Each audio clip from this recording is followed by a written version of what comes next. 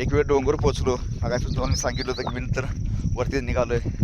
आता वरती पाक सपाट्यावरती आलेलो आहे. पलीड साईडला जाऊन त्या ठिकाणी योगा केला, प्राणायाम केला. मित्रांनो, डोंगरावरती प्राणायाम करणं, सूर्यनमस्कार करणं हे निसर्ग सानिध्यामध्ये फार महत्त्वाचं मानलं जातं. शास्त्रामध्ये पण ह्याला फार ही मोठी किंमत आहे.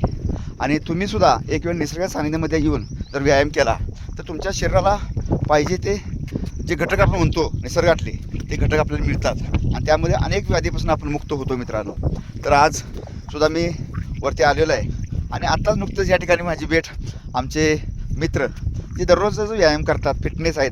मी त्यांना माझ्या भाषेमध्ये अभिनेता आमिर खान म्हणतो.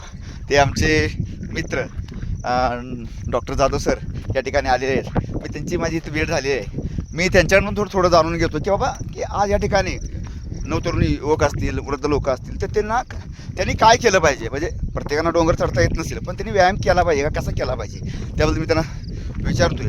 डॉक्टर साहेब नमस्कार. तर मग तुम्ही लोकांना काय सांगू इच्छिता बाबा आठवड्यात लोकांनी काय केलं पाहिजे, कसं केलं पाहिजे व्यायाम? निसर्गात या, निसर्ग तुम्हाला आपोआप शिकवतोय सगळे. निसर्गाच्या सानिध्यामध्ये या असं डॉक्टरांचं म्हणणं आहे. निसर्ग आपल्याला शिकवतोय, निसर्ग आपली तब्येतसुद्धा व्यवस्थित ठेवतोय मित्रांनो. आणि निसर्गाच्या सानिध्यामध्ये आल्यानंतर आज हे एवढे मोठे डॉक्टर आहेत, सगळे डॉक्टर आहेत. पाठीमागे तुम्ही तिकडे बघितलं, तिकडे काय मॅडम्स आलेले आहेत, ते सगळे डॉक्टर लोकंसुद्धा ह्या ठिकाणी येतात. मग ह्यावरून आपण ओळखून घ्यायचं आहे मित्रांनो, आपल्याला सुद्धा व्यायाम करणं गरजेचं आहे.